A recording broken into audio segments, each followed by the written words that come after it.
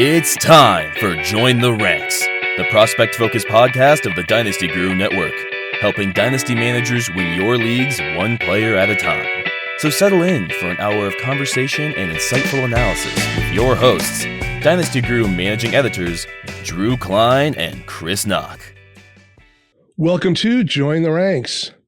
I am Drew Klein, and with me, as always, the erstwhile Chris Knock.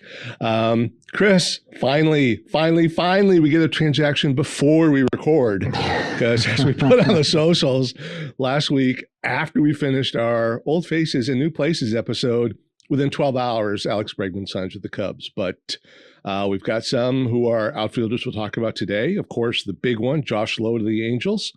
And then Suarez to Boston, Bichette to the Mets we'll talk about in later weeks. And that Kyle Tucker guy finally signed with a West Coast team, I believe. You got me on that one. I was chuckling with your Josh Lowe to the Angels. That was good. I mean, yes, obviously that did happen, but you got me. All right. Well, this is week one of our positional rankings. We are going for the next several weeks, talk one position at a time in conjunction with how rankings are being rolled out on the Dynasty Guru website. This week will be outfielders.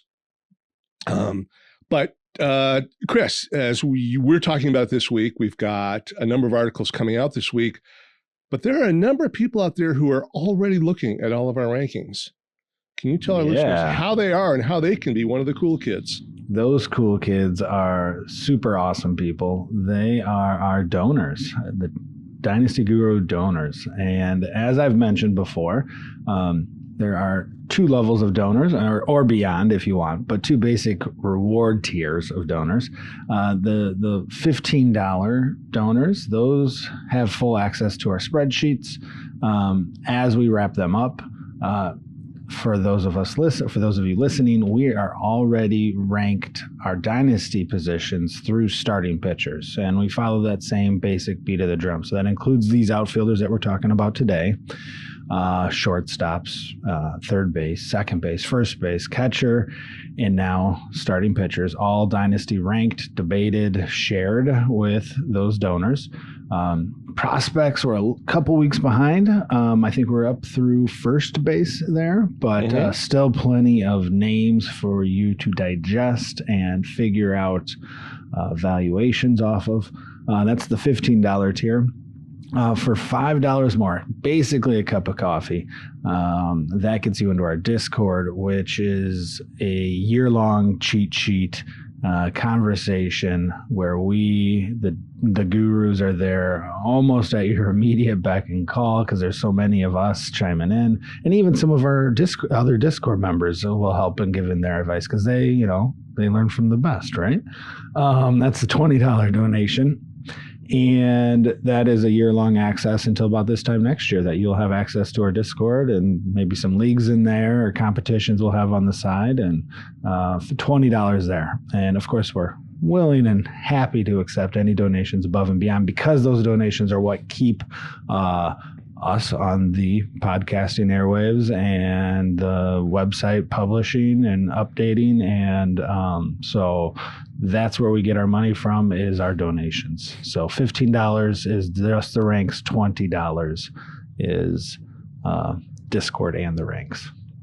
And a big thank you to those of you who are already in there. We really appreciate it. And as Chris said, helps us take care of the administrative cost of keeping this going. It's really cool seeing, sorry, just one more thing. It's really cool seeing people renew and the messages that they send me when they do renew. Hey, I just donated. You guys, a lot of great things. I'm not a creative person, as most of you could probably tell by my lack of a audible thesaurus.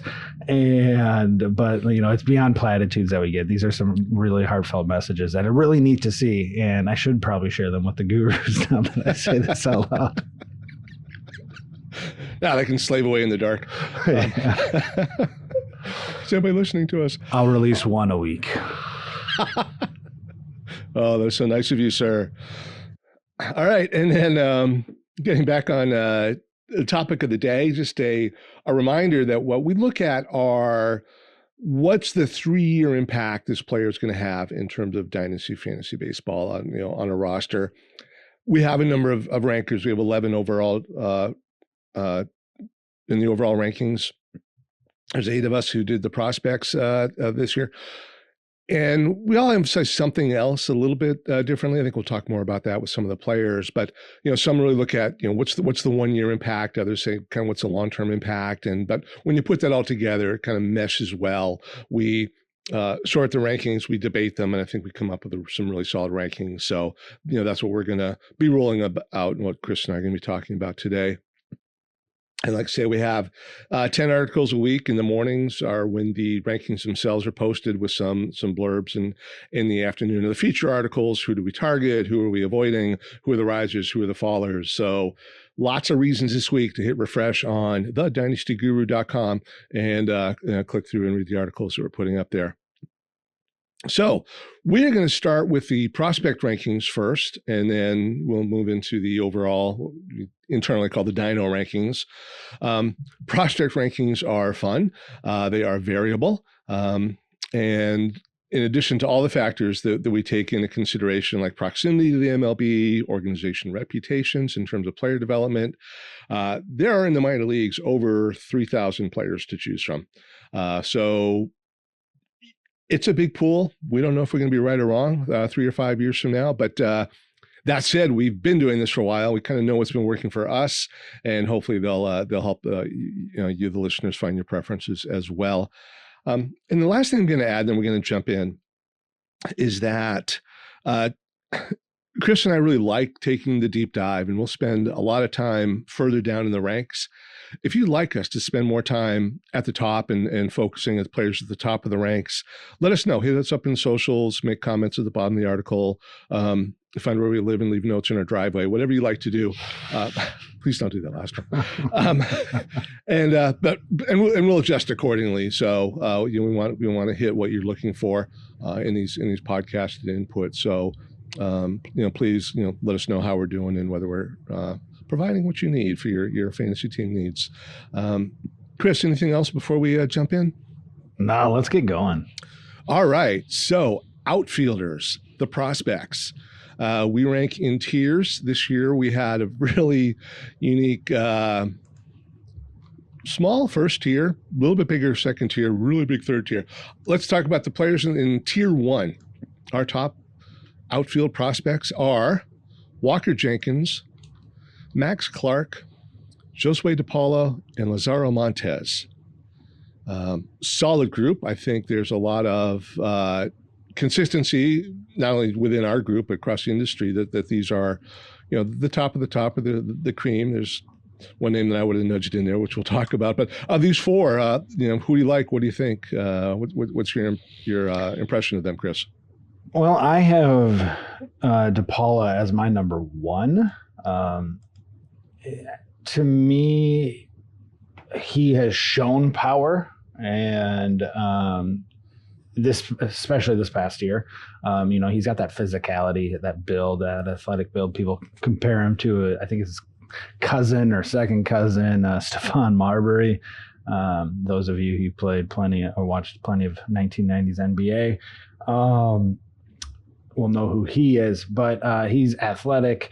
I don't think he'll quite be getting the 30-some steals that he racked up this past year. But he very well, with a full season healthy outcome, I see an attainable 25 and 15 kind of player out of Josue DePaula here.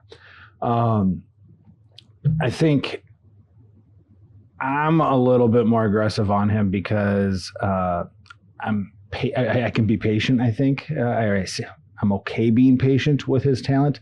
I have him ahead of Walker Jenkins because Jenkins is already starting to show some things. And if you rank Jenkins first, which I know you did, Drew, sorry, but I totally get this, but he's got the physicality. But I'm starting to get some concerns with potential health, right? Because that's been some of the story of Walker's minor league career. And also, he looks like Superman, but he is not hitting the ball into the air over the fence like Superman. And I have found myself sticking on what I see or what scouts see as potential, and sometimes not giving up soon enough and moving away and realizing that won't happen.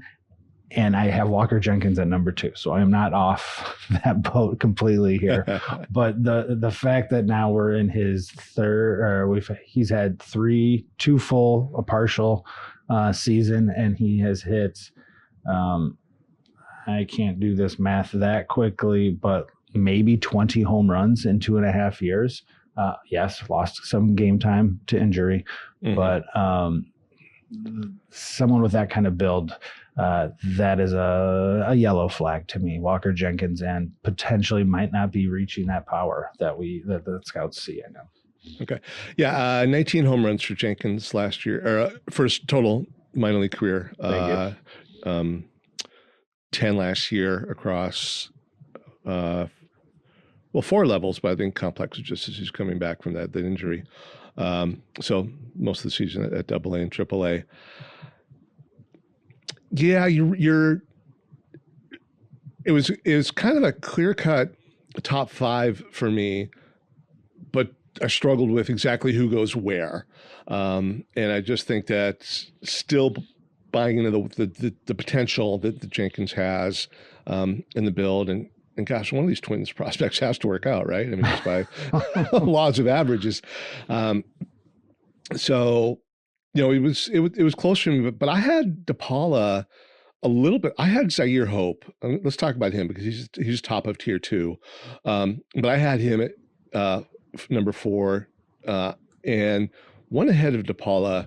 Again, almost a coin flip there. Not that that's how I do it, but I see a little bit more in Hope. I think from a fantasy perspective is going to help. Those 27 stolen bases he had last year swayed me. That being Zaire Hope, the 266, the 376 on base percentage. He had a 14% walk rate, and the power potential is there for him as well.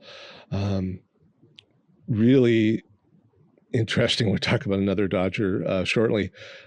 So it's a system where you can always find value and find high potential.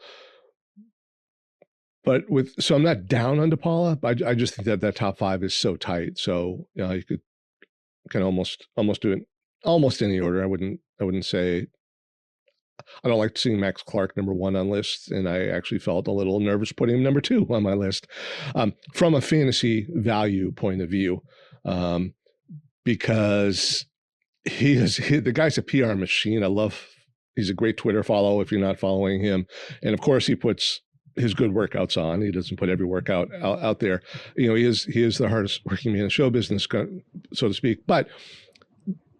We need to see the power develop, in Max Clark, and there's no doubt that he and a lot of guys in this list, probably everybody in this list, work hard at it. I mean, it's how they get here in the first place. But the contact skills are so strong for Clark, and he's going to be out there playing. Like, the opportunity is going to be there for him. He's going to be productive. I don't know in the long run if we'll be seeing enough power that when he is a major leaguer, that he'll be kind of top of that list. But, in terms of the prospects, he deserves to be there. So I've just bounced around that whole tier and didn't really focus hard on anybody. But, I like them all. And my love for Lazaro Montes is well documented. There are always going to be people who are concerned about his contact rate and holes in his swing. But, that young man hits the ball very hard and very far, which is important in this game we play, as we say. Actually, as you're talking about how the top tier here, to me, it hadn't clicked. I'll be quite honest, but really, it could be for those of you who play the fantasy game of looking for return on investments, and like, is this a good time to sell or whatever? Some of these top of our tier names might be good sells because they aren't perfect prospects.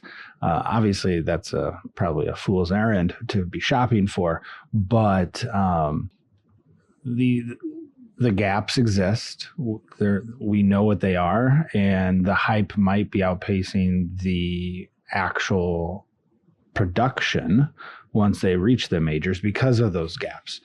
And just something to contemplate for our listeners. If they roster Walker Jenkins and have a lot of low end prospects otherwise that they should cash out, maybe sending Walker for 3 or 4 mid-tier guys who could be pops, who could be at the top of a positional ranking in a year or so. That might be something to start considering if you want to restock your farm, just because of the risks with some of these guys. Not saying you need to be selling Walker or Clark or DePaula yet, but just something to consider with your roster build. That some of these guys might, unfortunately, have a season like Christian Campbell did, right? And we'll probably talk about him shortly. But they might not be locks to be automatic performers, I guess is what I'm getting at. And if you're playing that game on trying to restock, it could be opportunities here as we approach the season. Yeah, thanks for bringing that up, Chris, because that's a hard concept to get your head around, especially if you're fairly new in Dynasty fantasy. Even if you're not, it's, I heard that advice when I started playing. I've been playing about 10 years, and people say, the value of a prospect is sometimes the highest right before he gets called up, and people want to be on that. And it's a good time to, flip the prospect and either restock, or if you're contending, see what you can get to put your team over the top in terms of current major leaguers. And I just couldn't do it because, I want to be the one who had him first, and held on to him and built his team, and then they don't all work out. And so the holes are exposed, or, we've got a lot of people who are deservedly top prospects and are in the top 30 in their position because the major league players are very good and they're not going anywhere. So don't be afraid to, like I said, put out the flyers around the league and see what people are willing to give up to get them, because it's, it's true for a lot of prospects. Right now, this might be peak, fantasy trading value for them. The next tier is pretty long, goes from 5 to 19. I'll read them all, and we'll actually highlighted a number here because it's when we start to get some division in the rankings. We're just playing some interesting names. So starting at number 5, it's where we had Zaire Hope, and then Carson Benji, Edwin Florentino, Eduardo Quintero, Chase DeLauder, and Braden Montgomery at 10, followed by Ryan Waldschmidt, Dylan Beavers, Joshua Baez, Just Nixon Garcia, Owen Casey, Justin Crawford, Emmanuel Rodriguez, Mike Sirota, and Johnny Farmello. So that is tier 2, 5 through 19. One name, Chris, as I was just preparing for this, and obviously we're going over the rankings as well, but the more I look at Edward Quintero, who we were all pretty consistent on, the more I'm impressed by that young man. And he's in the Dodgers system. He's overshadowed by Zaire Hope and Josue DePaula, maybe. A lot of people have number 3 in the system, but if somebody came in and said, he's my favorite prospect in that system, I would not argue too hard. Whether proximity or for whatever reasons, I would still have Hope or DePaula higher personally, but in shallower leagues, deeper leagues rather, Quintero is very likely rostered. But in some of the shallower leagues, he'd be a good grab if you can get him, or if somebody's sleeping and throws him in on a trade for you. I'd be surprised. His value's going to be high. But have you taken a look at him and anything to share? I can throw some numbers out as well. Yeah, I mean, he's just another of the bounty that the Dodgers have just sitting around. It's disgusting. But he's precisely the type I'm thinking when I was talking hypothetically about moving Walker Jenkins. It's like, all right, sell Jenkins and get 2 names out of the second tier, perhaps, it's just throwing it out there. But yeah, he doesn't get the same. People talk about how much they love him, Quintero here. But you don't see much else about him other than like, oh yeah, Quintero had a great year. He's underappreciated. And that's really all I see. And when I say all I see, I'm talking about as I do my doom scrolling on X. But you could make an argument that he had a better year than DePaula and better than Hope last season. In high A, between low A and high A last year, he stole 47 bases. He got caught 13 times, so it's not perfect by any means, but that's 75% or so. His strikeout rate is manageable. He takes walks perfectly, right? Kind of like the rest of the Dodgers outfielders that we've mentioned, his swing rate is a little low, and this could be something that the org is focusing on, since it is something similar between DePaula, Hope, and Quintero. Below 40 swing rate shows that there might be some passivity there, but he makes reasonable contact and he doesn't swing and miss a lot. So those are things I like in that approach. Bodes well. He did hit a dozen plus homers last year. What was it? 19. So I like him too. I think he's sneaky. I had him at number 8.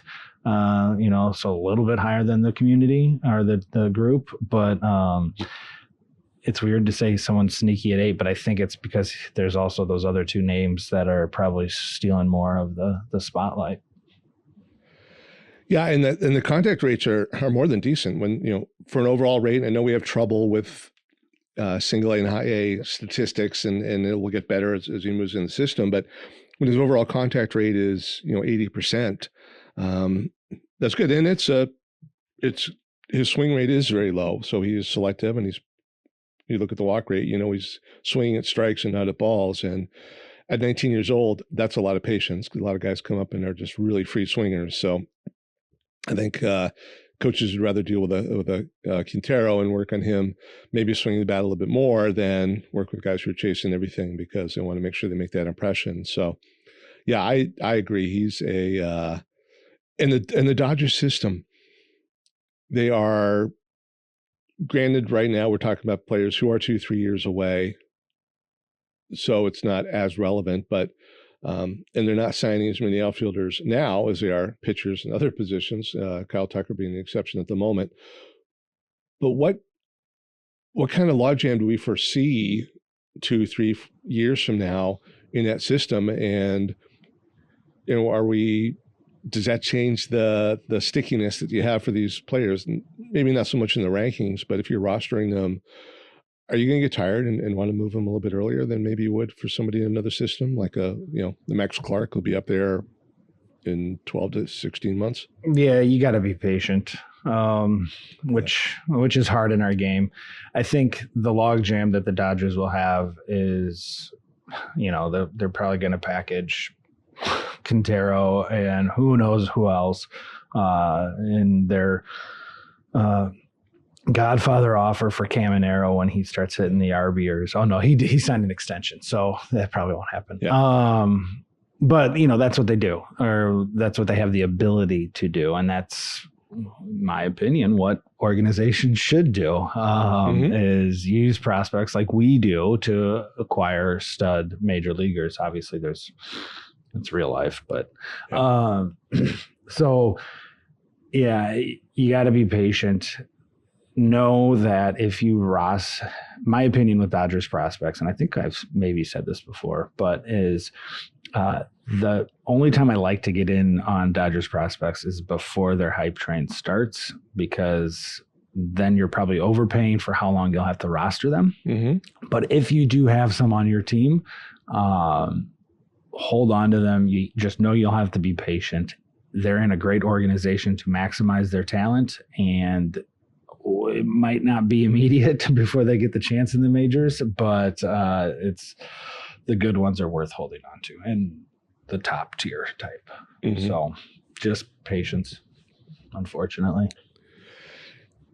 And then the next player on the list not next on the list, but the next one where you and I have a bigger discrepancy is Braden Montgomery. Braden Montgomery is an outfielder in the White Sox system. I had him at the bottom of this tier. You had him at the top of the tier. The group settled a little bit closer to where you had him at 10th overall.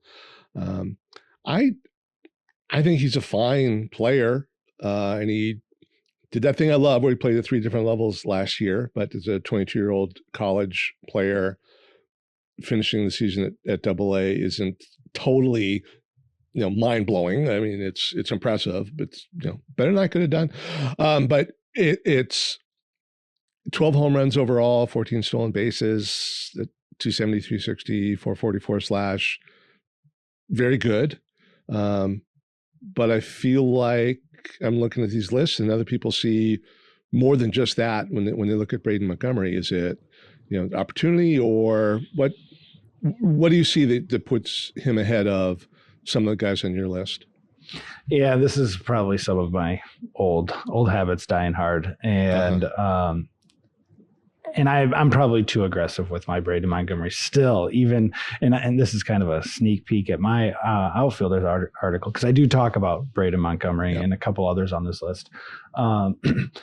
And he does have swing and miss. That is going to be his downfall if he doesn't succeed as a Major League Baseball player, because he's got huge raw power, probably not quite plus, but definitely plus raw power. He's got average speed, so he's not going to be he said he had 14 steals last year overall. That's maybe where he'll end up in the best season. But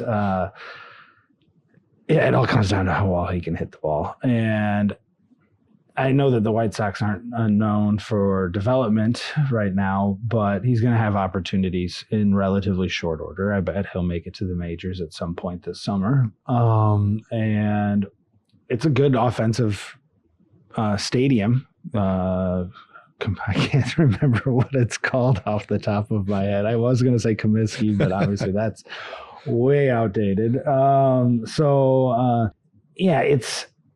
It's just a profile I want to believe in, and so I kind of stuffed him up here with the belief that he'll work through this. He'll become a maybe tick below average hitter, but it'll still allow him to get 25 home runs and a dozen stolen bases and playing full time. So it's more of a scouting belief more than a analyst assessment. How's that? So he could almost be a big steal from that trade they had with Boston. I clicked on their depth chart while you're talking because I thought, boy, there's a hot take if you think he's going to be in the outfield, but I don't see a lot ahead of him that I really love either. Right. He's not on the 40-man yet, and but I think moving Tristan Peters off the 40-man isn't going to break anybody's heart. I got to say the Sox are as a fantasy fan and as a prospect, specifically dynasty fan, I really like what the White Sox have been doing. I mean, moving Crochet's that would hurt a real White Sox fan. Yeah. But they've been making moves and looks like they're keying up everything for these young kids. And it's they could be a really fun team. Could be. We'll see. Mm-hmm. No, I agree. There's some players I like in there a lot, and I've talked about last year, but. Gosh, and they all came over from Boston. My Droth, Teal, a couple others, and Colson Montgomery, who was their draft choice, of course, but not in the outfield. So there's definitely a pathway there that I hadn't really thought about until you mentioned that just now. And speaking of pathways to the majors, a lot of buzz right now that Ryan Waldschmidt in the Arizona system may make the team, has the opportunity to make the team out of spring training if he impresses, especially after some of the moves that they've made to get some hurdles out of his way.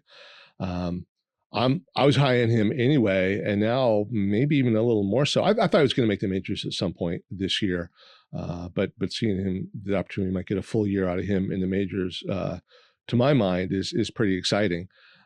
He brings again another intriguing combination of power and speed. He hasn't played above AA yet, so it's always a bit of a risk. Although a lot of talk that a lot of teams keep good pitchers in AA for a long while. So he's seen some decent pitching, I presume. His walk rate and K rate are almost identical, which you love to see, and kind of really boost that OBP. And all things change when you're facing major league pitching, as we well know. But I really like what he brings to the table, period. And I like him a little bit more from a fantasy perspective, knowing that he may be up there this year in a lineup that's got some producers. So there'll be people on base in front of him and people driving him around, when he gets on base. So does that news change anything for you with Waldschmidt? I know you, again, had him in this tier. We're not that far off on him. Yeah, I think it does. And also just me giving him more attention. He wasn't a player who caught my eye during his draft cycle. I recognized him, and he had a strong performances at Kentucky that year. So I knew who he was, and he's a solid bat, but he wasn't the type, and kind of like Carson Bench, just not the guy that I usually focus on, and much to my detriment. And I think Waldschmidt definitely deserves to be mentioned by us here. I mentioned him in my article. He's starting to appeal to me more now that I look at this.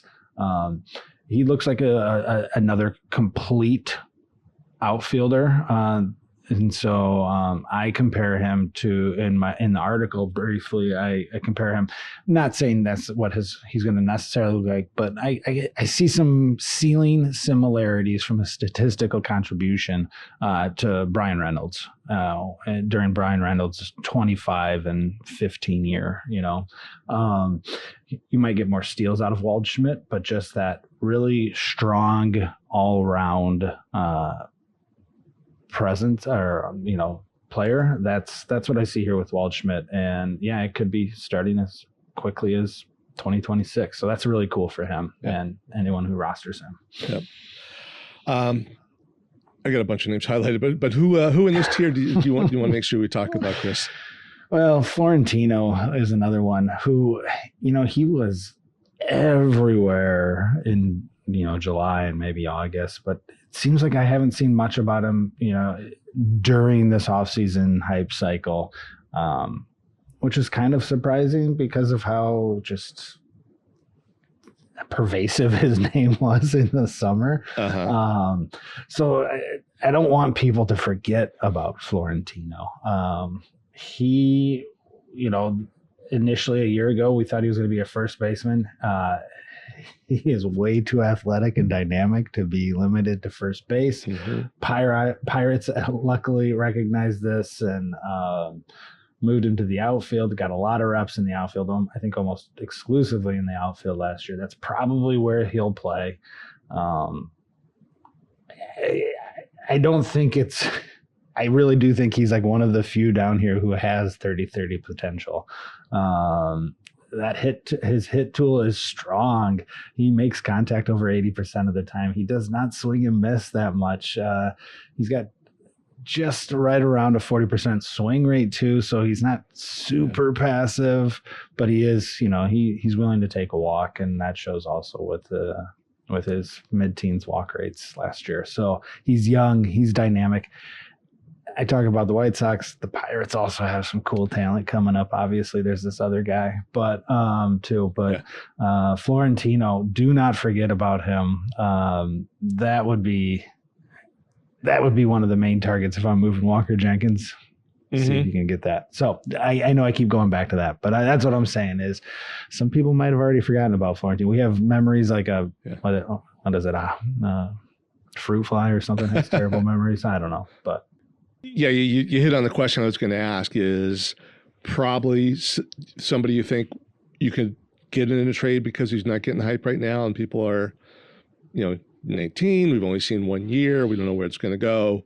But I agree with you. With the numbers he put up in year one are really good. And again, especially what you highlighted in terms of swing rate and patience, looks like he's got a mature approach to the plate. He's someone to make some offers on and see if you can kind of quietly get him in a package somewhere. You'd be glad to have. Anybody else? No, I think I'm ready. I got one more. Oh boy. And just it's the slide, and when we were talking about prospects, we tend to get sticky on. Emmanuel Rodriguez is falling down the list. He's down number 17. We both had him lower than that. And I remember, I don't remember which episode, whether it was this or I know where you're going. I said to you, who's going to be a number one prospect next year, and why is it Emmanuel Rodriguez? Yep. And he fell off a cliff right after that. How steep is the cliff, and are we even higher on him than we should be right now in terms of prospect potential? As a man solidly in my 40s, injuries suck, right? Yeah. And they linger. And I mean, that's the problem, unfortunately, with Erod, coupled with the fact that he rarely seems to swing his bat. But when he does, it's either he's the 3 true outcomes type. Yeah. So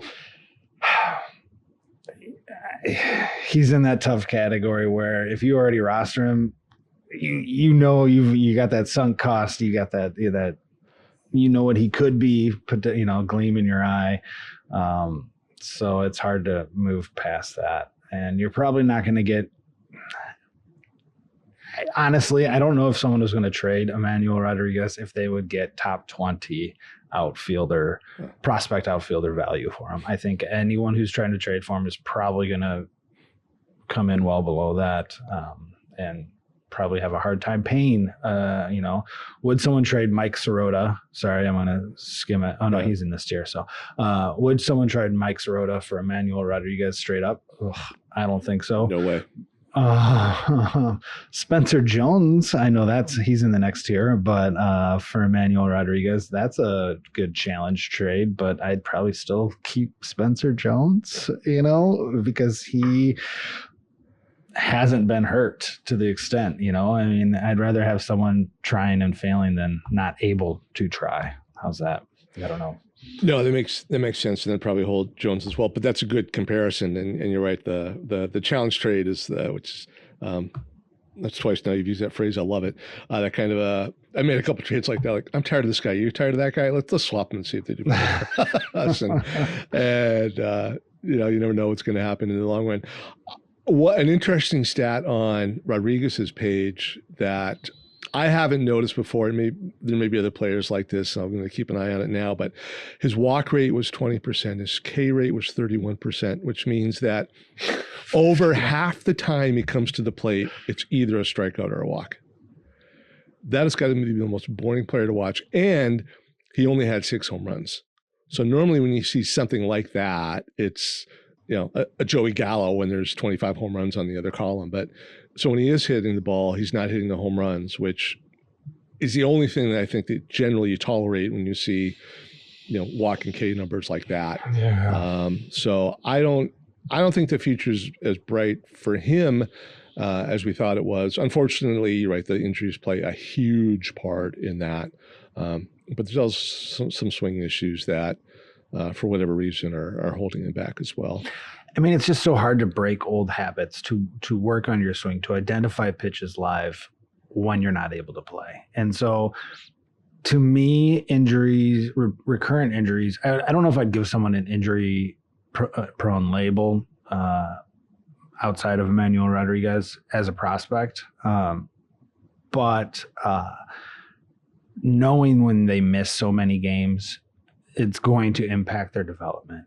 And if they can't become better ball players in the minors, they will not become better ball players in the majors, because they just, the major leagues doesn't have that kind of bandwidth to let them work through and work on things necessarily every single time. So that's I think it all comes down to he had these gaps and it just wasn't able to work on them consistently. And it's tough. And then our next tier, as I teased earlier, is a bit of a long one. There's about 20 players in this tier. So I'm just going to read them, hopefully not too quickly. And then we'll spend a few times on a few minutes on some of the names in here. But starting at number 20 overall, Spencer Jones, who we just talked about, Ethan Conrad, Hector Rodriguez, AJ Ewing, Chris Rodriguez, Theo Gillen, Nate George, Esmerlin Valdez, Jet Williams, Jace Laviolette, Kevin Alcantara, Josh Adamchevsky, CJ Kafis, Slade Kaywell, Colby Thomas, Jacob Melton, Juniker Caceres, James Tibbs III, Gabriel Gonzalez, Ryan Clifford, Henry Bolte, and Kemp Alderman. So long list, a lot of names. I've got one I want to die and ask you about, and then I'll throw it to you for whatever else you have. But there's a lot of interesting names here. A risky group, like some you don't know. Let's go back to the Pirates. Esmerlin Valdez, who is been a little bit trendy this offseason. I talked about him on an episode last season. He caught my eye, and I've been following him the last half of last year, which I don't know what that stickiness you have when you see something like, oh, this looks really cool. So I know I had one of the higher ones in the group on him overall. He landed here.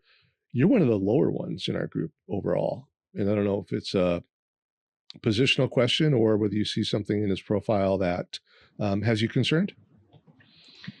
Yeah, it's more of just, I like a lot of other outfielders. I mean, all in all, I think he's worthy of this large, deeper tier.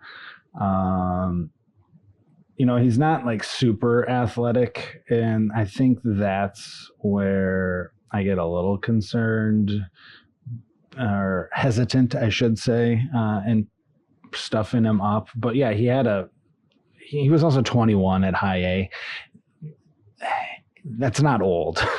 but it's not advanced. He's not it's probably about league average. And so that does impact my opinions. And that if he was 19 and doing this, that'd be amazing. But, he's starting to get into the more mature body shape, physicality, and he's still in high A for a decent amount of the year. He also did go to double A for about a third of the season or so. So it's more just, I think the numbers aren't quite going to translate as being as attractive as they are. His contact rate was a little low too, in the lower 70s, and he had that yellow flag territory of 12-ish% swinging strike rate. So I think that's going to persist, especially when he starts really getting into the upper minors here. So it's with a level of hesitation was where I keep him zoned down a little bit. And who else in this group would you want to dive into? I mean, there are a lot of names, as you said, and these are a lot of names that I like, and names that we've talked about repeatedly here. So I don't want to keep referencing my article, so I'm going to skip a couple of the names on this list. But Carson, I was looking at the Dynasty list at 42, but at 42 on our prospect list at the very bottom of this tier, Kemp Alderman. I think I'm going to talk about him. Okay. So I was really excited. I actually stashed him in my home league last year at the end of the season, thinking that this would be the time that he'd finally get a breakout. I mean, talk about, all or nothing kind of prospect as well, or swing true outcome kind of guy, although it's not as much walks as Erod. But huge power, Kemp Alderman, but huge swing and miss risk with him. And like contact rates in the 60s at AAA. But like this guy has 70, 80 degree of power, depending on who you ask, if he's able to get to it. That's raw. Mm-hmm. But now I think he's dropping down. I mean, some of the moves that the Marlins have made, it's going to be a little bit harder for Alderman to break through. I mean, with the success that Stowers had last year, and Marcy. Yeah. So it's now that they traded for Casey, it's going to be much more difficult for him to break through. So Kemp Alderman is someone who I wanted to talk about as a sneaky deep, but because of those offseason transactions, I unfortunately will just say probably not worth rostering even where we have him ranked at this point. I think it drops him down. We did put these ranks together in probably November, right around Thanksgiving. So that is, I think, someone we have to drop down a little bit further now. You're probably right about that in terms of immediate pathway. And then those are young guys he brought in too, so maybe it's a little bit long-term. But he's only 22 years old, and he's only played 82 games at AAA level. So, at least one more year seasoning in the minors wouldn't be out of the ordinary anyway. I hadn't really had him on my radar very much, but hearing you talk about him, I'm going to make sure I check some rosters before I hit publish on the podcast. Not that I do that.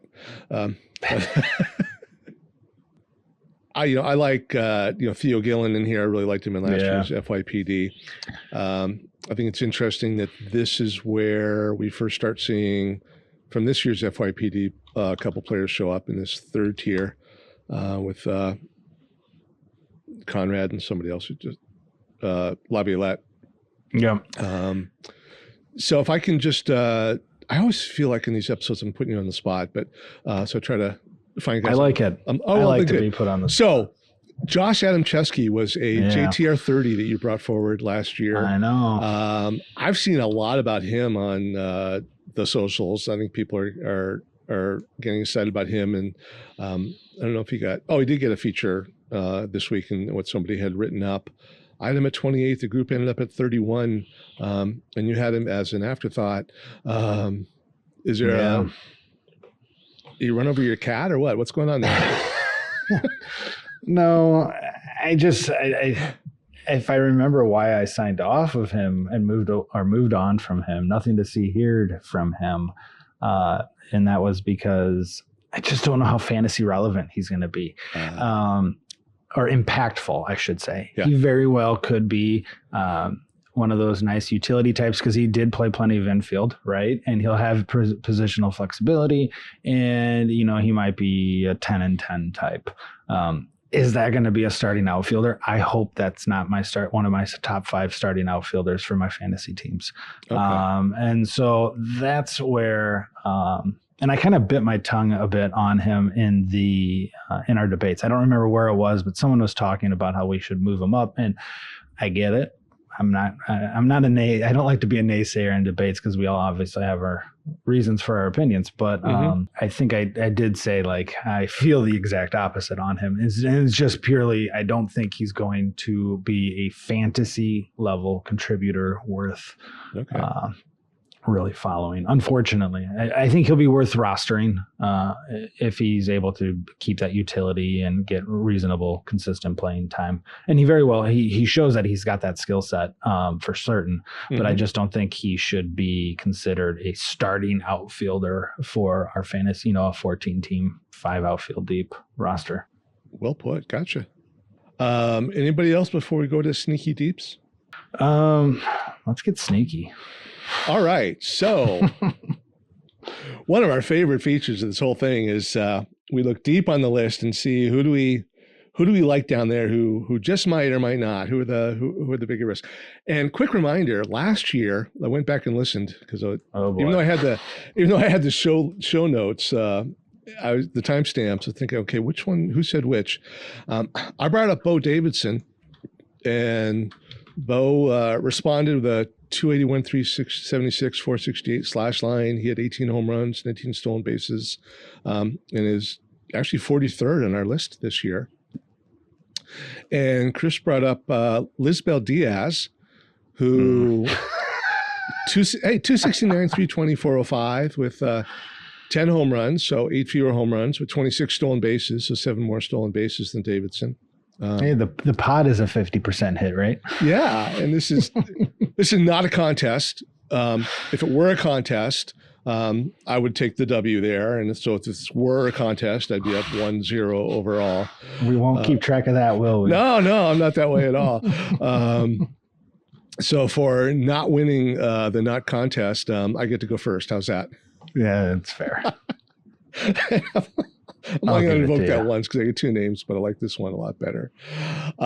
My sneaky deep is playing in Maxton Martin, plays for Texas. He's 20 years old, 6'1", 210 pounds, and the 11th round draft pick out of high school in 2023.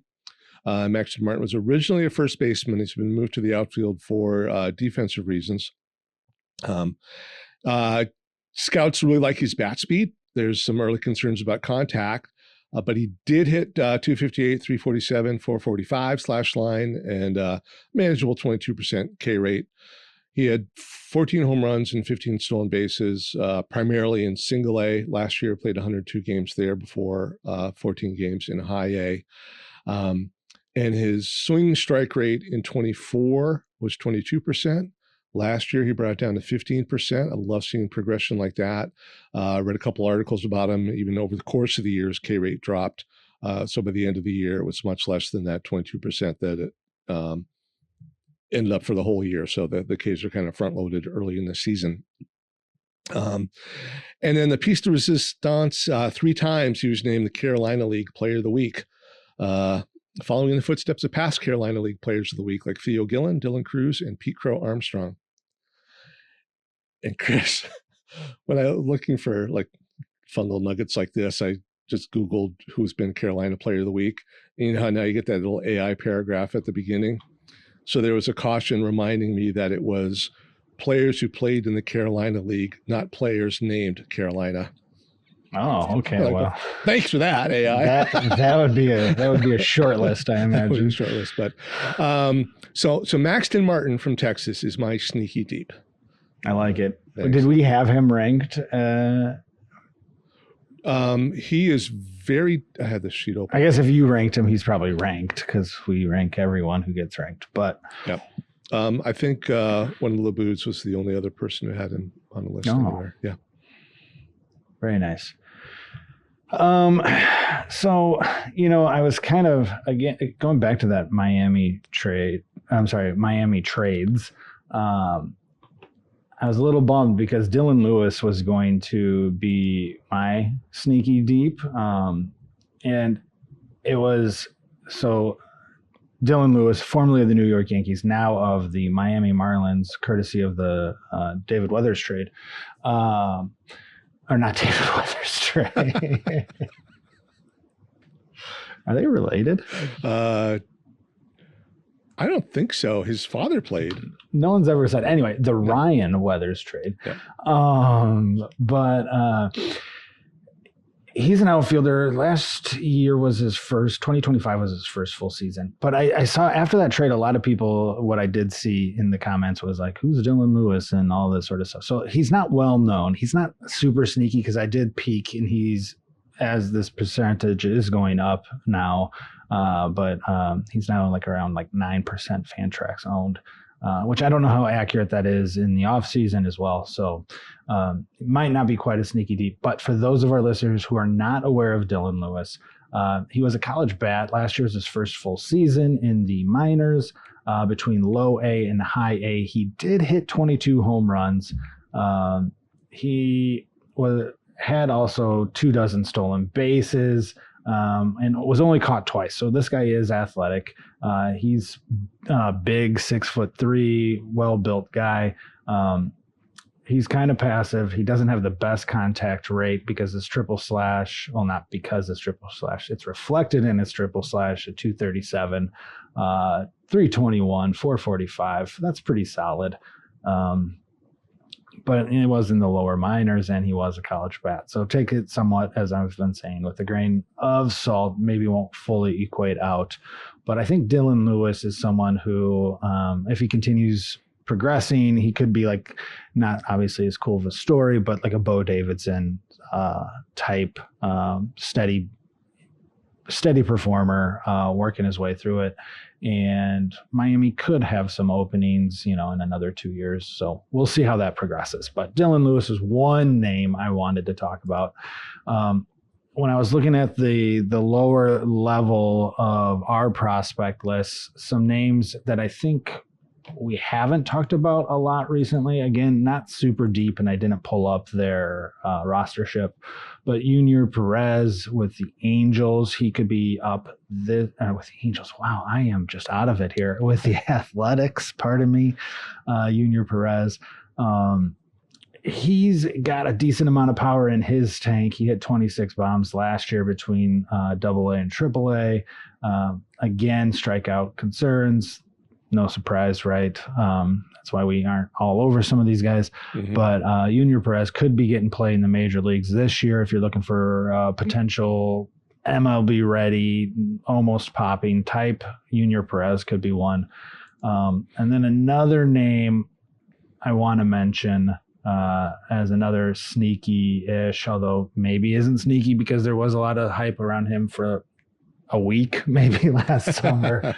And I bit into it, but I haven't let him fall off my radar. And that's Endy Azokar of the Boston Red Sox. Mm-hmm. So last year was his first full, he was a summer signing, a J15 signing in 24, I think. But he hit 6 home runs in low A. He tore up the complex to start last summer, and that's where he started getting the hype. This is what they look like. I remember seeing some tweets about that. He didn't have any home runs in the complex, but the Bo Sox progressed him up to low A, and he just kind of, as an 18-year-old, so he's not, it's where we want to see an 18-year-old is low A, if you ask me. He just was not making strong contact. His BABIP was 246, so I think low luck did come into it. He swung and missed a decent amount that young, but again, he's young. It's workable. I'm not super concerned, but he's just an athlete. He's big. He's got lots of room on his frame to add muscle. So Boston's been a good development org, and they've been making moves all sorts of places. So keep an eye. Endy Azokar, probably not worth anything outside of like your deep 20-man plus leagues of rostering him at this point, but keep an eye on him. Be quick to scoop him up because also Boston obviously has its own hype train around it too. So he's I guess, as sneaky as it can be deep. All right. Thanks. And thanks for the bonus one there. Yeah. Yeah. So let's move on to our overall rankings and spend some time there. I'll go through our top 10, and they are to probably nobody's surprise, at least the first 8 or 9. In order: Juan Soto, Aaron Judge, Julio Rodriguez, Corbin Carroll, Ronald Acuna Jr., Fernando Tatis Jr., Kyle Tucker, Jackson Chourio, James Wood, and Wyatt Langford. And then quickly, very consistent with last year, which was consistent with the year before. Dropping out from last year's are Yordan Alvarez and Mookie Betts. Mookie for position, and Yordan dropped all the way to 12, so not far. And newcomers to the list are the last two, James Wood and Wyatt Langford. Initial comments, what strikes you about the list? If I'm doing a, pardon me, dynasty startup, I am not taking Judge as the second outfielder. I understand he's, there was a good question in the Discord about for when now, who do you want, Soto or Judge? And I totally can understand Judge. But if I'm doing a startup, unfortunately, a 30, what is he, 3, 2? 3, thank you. That knocks him down a little bit. So just that's my biggest qualm, I think, out of all of that. Another good question that came through our Discord, and I'm using these because I think that they are good questions, as I'm saying, but I think it also sheds light on our ranking conversation. Is Tucker signing with the Dodgers? How does that impact him? I think the consensus viewpoint, including mine, was not much, if at all. Some people will say it gives him a boost. I think it gives him maybe a slight boost going to the Dodgers, only because it'll help his counting stats.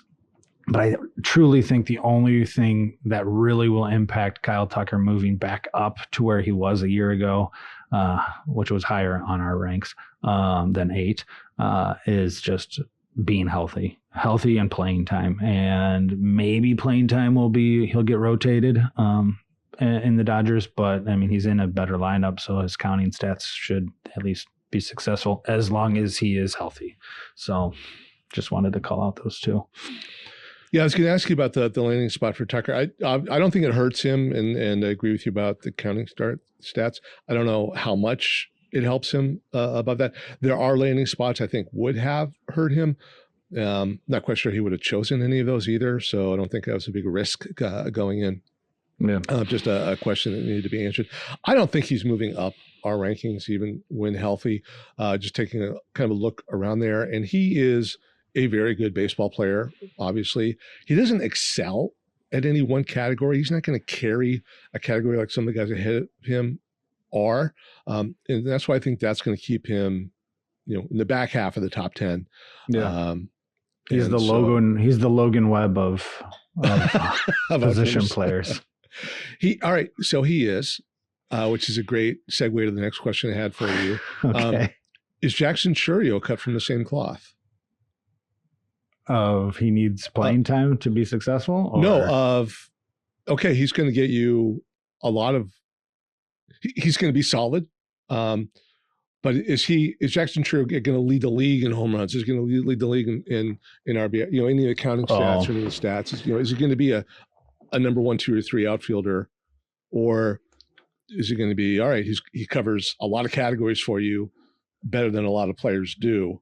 Yeah, that's good. Okay, so yeah, he is a sum of all parts, I'll say. Yeah, which is not a criticism. No, because he is above average. He scouted as plus to above average across the tools. So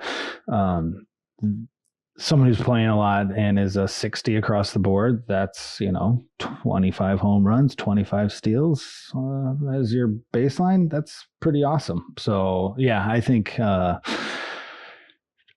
sure, yeah, I see where you're comping him to Tucker there. So yeah, I get it. And yeah, that could be a good comparison for them in their statistical outputs. Yeah, you're never going to have Chourio hitting 40 home runs. Well, unlikely. No one thought Yelich would ever hit 40 home runs either. But yeah, I like it. Yeah.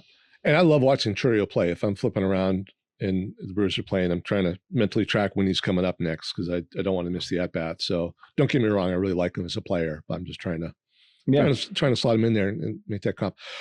Who in your mind is the first one in our top 10 to fall out of the top 10? That's a good question. I wasn't prepared for this. I can give you mine if you want me to go first. No, it's okay. You asked me. Okay. Oh, yeah. All right. So I'm between two. One's probably more bold than the other. The lesser of the two bolds would be James Wood. If that second half was more real than we want to admit, then I think that's a no-brainer. But I don't think anyone really thinks the second half was truly James Wood. Right. So I think that's why we all have him. Hey, look, TDG, myself, and you all had James Wood at number 9. Look at us. I think the more bold response would be Julio J-Rod. And that's, again, saying if his first half, I guess, is more real than we want. If it's been like three years in a row now since his rookie year. His rookie year was like his only time where he didn't have that huge slow start. And, I think we could be saying enough is enough. I don't know. He's still close to a 30-30 guy. So even with a rough, quote unquote, rough first half every year.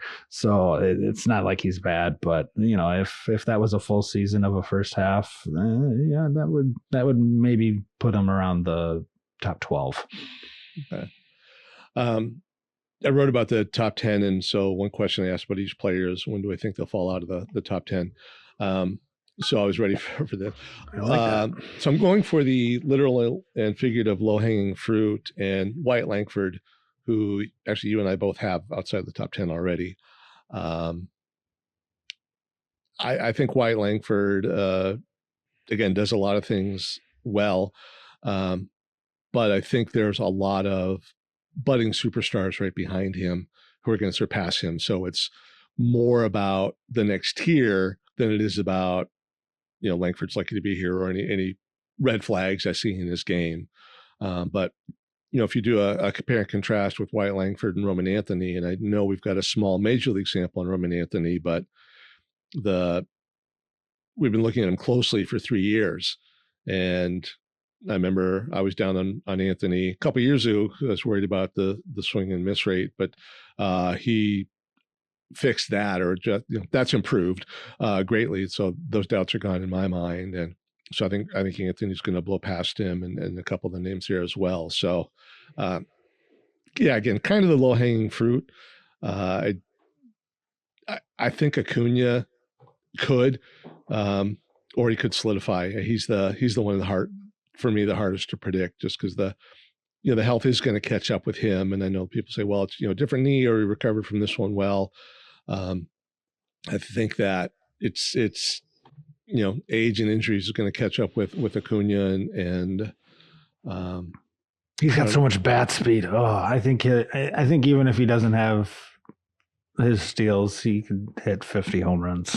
Yeah. I don't know. I hope so. I mean, I hope so for him and for the good of the game. But that's why I say it's kind of a, you were trying to do this. Yeah, I like the exercise. Yeah. So are anybody else in there before we jump to the next tier? No, let's move. Yeah. 11 to 20 for us was Roman Anthony, who I just touched on. But if you want to go deeper, please feel free. Yordan Alvarez, P. Crow Armstrong. Speaking of Tale of Two Halves, Riley Green, Jackson Merrill, Byron Buxton, Brent Rooker, Tyler Soderstrom, Cody Bellinger, and at number 20, O'Neal Cruz. And this is a fascinating group.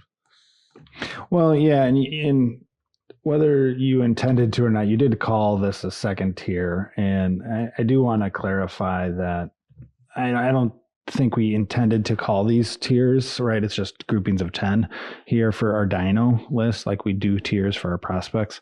Right. Sorry about that.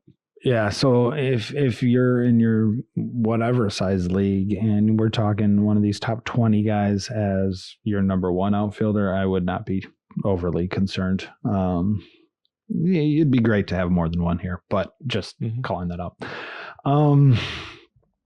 Lots of good names. I do want to call out two that I'm lower on than the consensus. Okay. First is Jackson Merrill. Kind of like Adam Shefsky, but obviously a major leaguer. I question how real his 2024 was. I think he'll end up probably somewhere between 24 and 25 stat lines, which is good, which is a very good outfielder. You're talking 20 and 15, but as an outfielder, that's not my number one guy. And that's why I also segued to correct the not tiers here. And so I have him down at 26. San Diego Petco Park isn't exactly a hitter's paradise. He's good. You like some of the his average is reasonable. He's got an okay OBP. He's not a drag in anything, but he's just not this dynamic fantasy contributor that I think we started to believe he was going to be after his debut. And I hope I used all those. Are those predicates? I'm not an English major, but I hope I used all those words properly. Verbs, tenses, predicates are all. Yeah, something like that. But basically, I think his debut made us think he was going to be, a 25-20 guy consistently. And he didn't really show that in the minors. We dreamed of more power. We saw a strong hit tool in the minors, and he came out on fire for almost the entire first season. And I get that's where we would set the bar. I just don't think that that's where the bar will actually be consistently, or where the results will consistently be. So I'm lower than probably, I don't know if I was a low man, but I'm definitely lower than our consensus by a decent amount on Jackson Merrill. The other name that I'm lower on, and I was actually surprised with how high we had him, it's Tyler Soderstrom. And this is more, not that I don't think he'll be fantasy relevant, but it's just, I still have some concerns on some of that hit tool. And just there's a lot of names I also like more than him. So kind of a combination in those two. So I have some risk concern with Soderstrom. We had him at 18. I have him at 29, actually even below Jackson Merrill, which looking at it now, I probably want to switch those two. But I was lower than Soderstrom. Tell me, where do you have him? I had Soderstrom at 16. Yeah, you do. So tell me why I'm wrong. Well, I think his first full healthy season, and the 25 home runs combined with that 346 OBP. So he's putting together, solid numbers there. I think the opportunities definitely going to be there, and I really like what we see in terms of his swing decisions, his contact rates, the zone contact 88, which is at or slightly above, but chase rate below 30%. You like to see it even lower than that, but he's not overly a free swinger, so he's not going to hurt you in those categories. You said earlier, like anybody in the top 20, if they're your number one outfielder, you're okay with that. I'm not as strong there. I think there's kind of a break between, like if Byron Buxton were my number one outfielder, I'd be nervous. So I wouldn't have Tyler Soderstrom as my number one outfielder. Maybe not Jackson Merrill either. So maybe that's kind of where the cutoff is. But yeah. But with Soderstrom, originally he doesn't have catcher eligibility anymore, and that was kind of a draw early on, and I think that's why I kind of kept following him. But he hits the ball hard. He's got a ground ball percentage under 50%, so he's putting the ball in the air. There are areas where he needs to improve. I just think that the improvement has been there when he's healthy. So I think this is a baseline, and his numbers are going to continue to grow. So I would project, over 30 home runs for him. Oh, I like it. I don't know if he'll hit double digits on the stolen bases or not. Those don't tend to kind of go up in his profile, but right. that would be nice. And he had 93 RBIs in a team that doesn't score a lot of runs. So as they continue to improve and get more of their younger talent in and acclimated, I think some of the counting stats will go up as well. So I like him. I'm looking at names around him, and I think everybody around him's like, yeah, but so kind of getting into that but category. And it's kind of like, so how much do I value the the red flag I see in this player versus another player? Yep, I dig it. Thank you. I'm a lot lower than the group on Cody Bellinger. I don't see it. Like if he ends up anywhere other than Yankee Stadium, I think it's going to be very disappointing for fantasy managers who have him rostered. He's got that fly ball pull into the right field porch, and only a few ballparks that play to that as strongly as Yankee Stadium. Everything I read right now says, they're just biding their time, and that's where he's going to end up because nobody else has interest in him, and that may or may not be true. So he may get a boost there, but he did have 26 home runs kind of once with the Cubs, but that 2019 year was a long time ago. His MVP and it was a year. rabbit ball, right? Yeah. Doesn't walk. His walk rate's under 10%. Doesn't strike out either. I see the value with him. I know he's a good contributor at the major league level, but I just look at names that I had some of the prospects higher than him. Like I'm just not that interested in having Cody Bellinger being one of my top two outfielders on a team, and I know I'm an outlier there. Where am I wrong? Well, I don't think you're far off. I think a lot of it does hinge on where he'll sign. Again, usually these big time free agents don't sign. I think the home park does play into some of their calculus, right? Yeah. And it might vary. But he's a low to mid 20s bat, I think, outside of home runs, outside of Yankee Stadium. And I think that's valuable, especially when you're looking at some of the names that are around him on our ranks. You're starting to get into the prospect area. Mm-hmm. You have the injury risk in Buxton a couple spots ahead of him. Rooker's obviously 30 plus homers. Soderstrom mid 20s to 30 or so. Cruz has question marks. So these are far from secure. We're only in the top 20 and we already have some question marks. So I don't think you're wrong. I think you're just valuing or weighing some of those risks a little bit heavier than the rest of us. Mm-hmm. I was spot on at 19 as well. I have him right behind Randy Arozarena, who, despite his stadium, I think is a good 2020 guy, maybe even better like he was last year.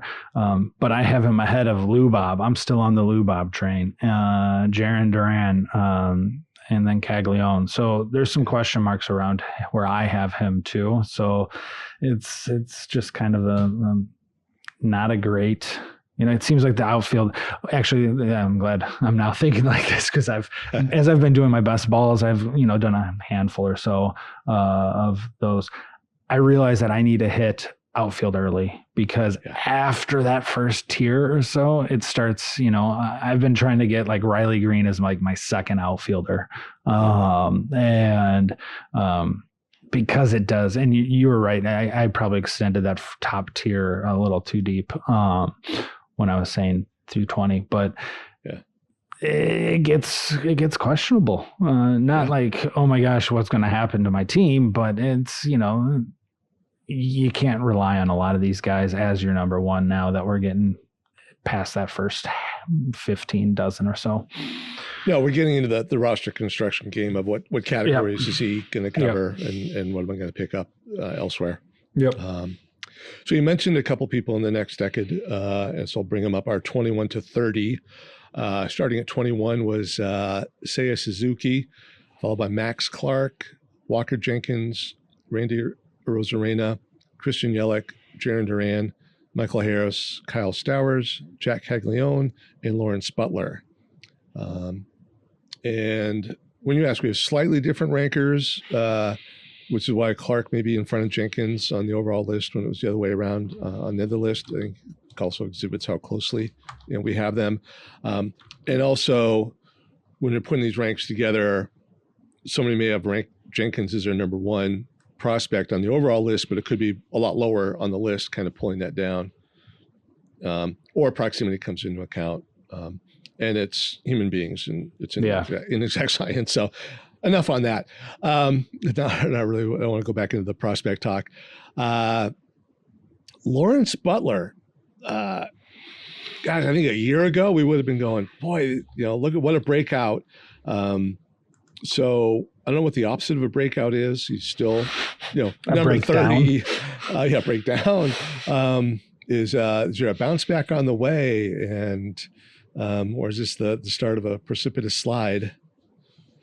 Yeah, I mean, I don't know if it's the start of a precipitous slide, but I think this is the floor with Lawrence Butler, which is actually probably better than what a lot of people would have thought 2 or 3 years ago when he was still a prospect before he debuted. But yeah, I mean, the story of him is just his contact rate went from mid 70s to upper 60s, and he swung and missed a lot. His decisions, were pretty much the same. He just he was swinging more outside of the zone and missed a lot more of those pitches, which is why you shouldn't swing at him. So yeah, but I mean, he still had a 2020 season. He was still rosterable in every format. It's just, he did not make that jump, was not consistent even, that we would have otherwise hoped. So yeah. And the numbers look better than 2023, but a couple of them not by much. So I think that's well put. I think calling this his floor. So was last year his ceiling? 24. I mean, I think it showed what he is capable of. Mind you, he only played, 2/3 of a game. Or, I'm sorry, do you mean 25 as a ceiling? 24, his breakout year. Will he surpass that? Yeah. I think he can.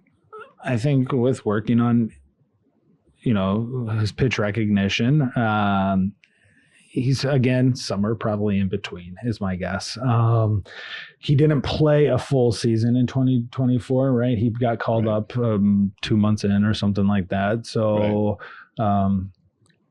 extrapolation games means he was, and estimates was like upper 20s homers with mid 20s stolen bases. Mm-hmm. That I think it's potential, but I see him, mid 20s and around 20 stolen bases, as long as he's able to keep that swing and miss in check. I'm not moving off Lawrence Butler. I don't value him quite as highly because of that risk, but I'm not trying to sell him or abandon ship yet by any means. Okay. And in your mind, are the people who are concerned about Jack Caglianone's swing and miss issues, are you as worried as other people about them? No. Do not. You look at any of his, pardon me. He was unlucky. I mean, his BABIP was just, I'm pulling him up here quickly. Yeah. He had a 172 BABIP last year. If that goes up 100 points, that's a huge boon, right? You compare his expected stats, which obviously are not everything, to his actual stats. His average was 70 points higher, 90 points higher, right? His slugging, his expected slugging was 400. Not great, but way higher than his sub 300 slug. And his WOBA was more respectable, his expected WOBA of 0.318. So that's reasonable. It's not as if he was looking to be an all-star and just was super unlucky. He was looking to be a pretty solid player in his debut season and was super unlucky.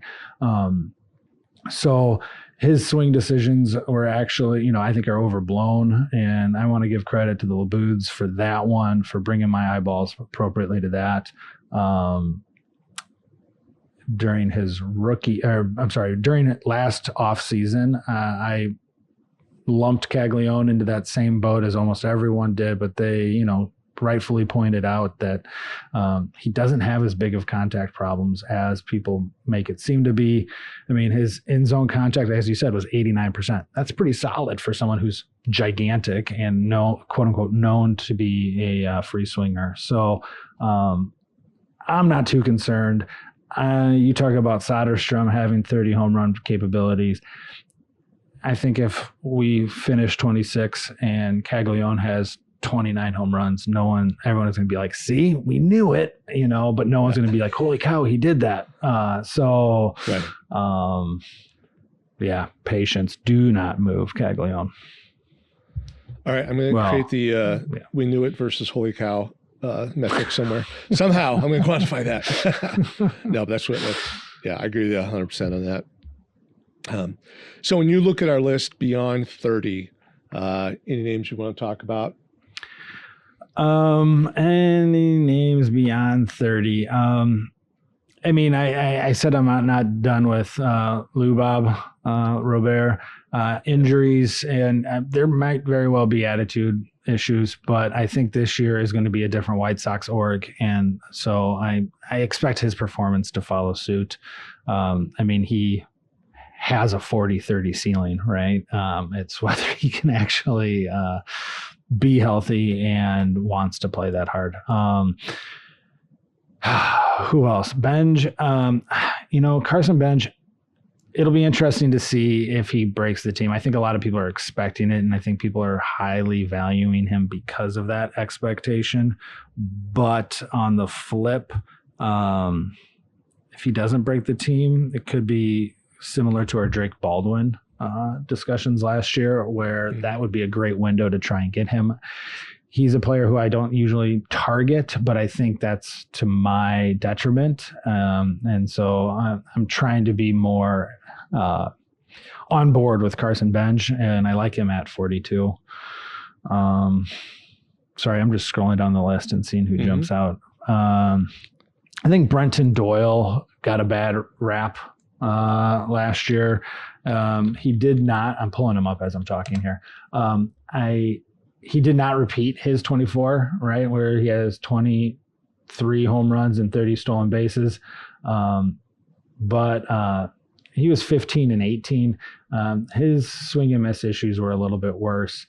But he had some, did he have injuries? No, he played most of the season. Shoot, I should have been more prepared to talk about Brenton Doyle, because I do think he's a good buy value at this point. I'll leave it at that and not try and dive into why off the top of my head now that I'm blanking. Apparently I didn't drink enough coffee with all my misspeaks and ill prepared here. But yeah, he's, I think, at 50. Where did we have him? 52. 52, yeah. Yeah, I'm trying to find him on my list because I am higher. I guess not that much. 43 is where I had him. So I like Brenton Doyle at this point too. If you had him as your fourth outfielder, that's awesome. But I think he's going to have a better year in 26 here. Mm-hmm. Yeah, I had him at 43. Oh yeah, where you did too. Yeah, he's the kind of player who every now and shows up on a waiver wire in leagues I'm in. I thought, well, he's a little bit better than the guy I've got. I'll bring him in. And I'm never disappointed when I have him slotted like in the right place. I highlighted a few names where you and I are higher than the group. And I just want to say that, so if somebody is looking at the articles or, in the Discord, the overall rankings, the group had Addison Barger at 51. You and I both had him in the mid 30s. I like what he brings, and I think that Toronto's going to continue to roll him out there. And he hits the ball very hard. And I think the BABIP and OBP should increase. I know that's an issue, and it's, in the 30s, like you said, you're always going to have a category you're going to be somewhat concerned about. But I think he's going to get more at bats than a Kerry Carpenter, say. And the only thing holding Kerry Carpenter back is he's such a straight platoon. And I know that Barger is mostly a platoon, but I think that I think he's going to get more opportunities, and I think he's going to make the most of them. And then Chandler Simpson, we rank for stolen bases, right, Chris? We do, yeah. Okay. The group had him 98th. I'll bet there's people who don't have the full thing, but left him off the list entirely. And you and I had him in the low 60s. So still low 60s. He's not going to crack the top 10. He had a 326 OBP last year. And I know, we'd like to see higher, but and that's 44 stolen bases. Yes, there's no home runs. But even in this era of, with the new rules, more people are stealing bases, the people at the top are going to help you carry a category. So, in Roto, if you've got a Chandler Simpson in your lineup, then you can worry a little bit less about some of the other guys we've talked about who aren't going to steal any at all, because you got that baseline right there. And he's better than some of the, I won't even throw out the names, so some of the speedsters we've talked about in the past who don't get on base, so you never see the speed. I mean, his walk rate is miserable. 4.5% walk rate, and he's still got an OBP of 326. So, and he almost hit 300. He hit 295. So he's not, the second coming of Billy Hamilton. Let me pull somebody who's mostly retired. Malik Smith. Yeah. Yeah. So I don't know. I just wanted to throw that out there for the listeners. If I think it's a great category cover, and I think it deserves a little more value in the rankings than as a whole we gave him this year. So I agree, obviously, because of our rank, but I think the counterpoint is that while he does two things well, put the bat on the ball and then steal bases, he doesn't do other things well at all, unfortunately, from a fantasy perspective, but also from a real life perspective. He's not even though he's blazingly fast, he is not does not get good defensive reads, and he grades out negatively from a fielding perspective. Mm-hmm. And so I pulled him up here as we were talking. Yeah. He's negative outs above average in all outfield positions, except for right field, where he got a whopping 2 innings and he was 0 outs above average. So the fact that they didn't even put him in right field, he spent most of his time in left and center where he was negative, is interesting to me. Shows how bad the Rays are obviously data driven. Yep. And so that I think if he can't play defense, that means he's going to be their DH, or if he's bad enough at defense, that means they won't put him on the field where he'll have to be a pinch hitter, a pinch runner, or their DH, probably the first two ultimately, just because there's better DHs than slap hitters. So that I think is the biggest concern. All right. So keep an eye on the playing time. Yeah. The defense. I think the fear is. Yeah.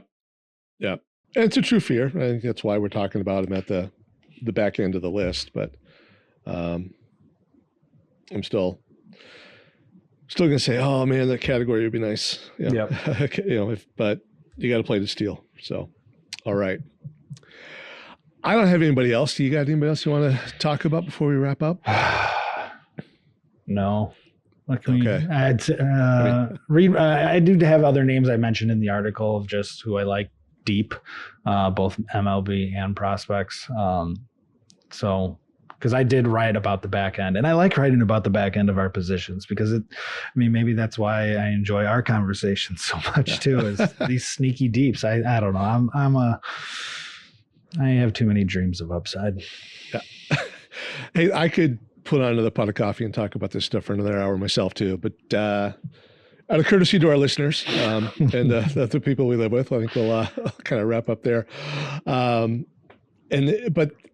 just to talk about the articles this week, I know there's a lot, we put them out, but on Tuesday, there's a very interesting perspective on where Mike Trout fell, written by Ryan Felix Fernandez in a style which only he can write. So he's the best. The whole week is great. I've read all the articles as I've edited them, and it really is a great week. And I'm really excited for people to read them, and hopefully you'll kind of take the time and call them up and give them a read. We'll go deeper on a lot of the players we didn't talk about today, as well as some that we have. But anyhow, enough of the promos, enough of the outfield talk.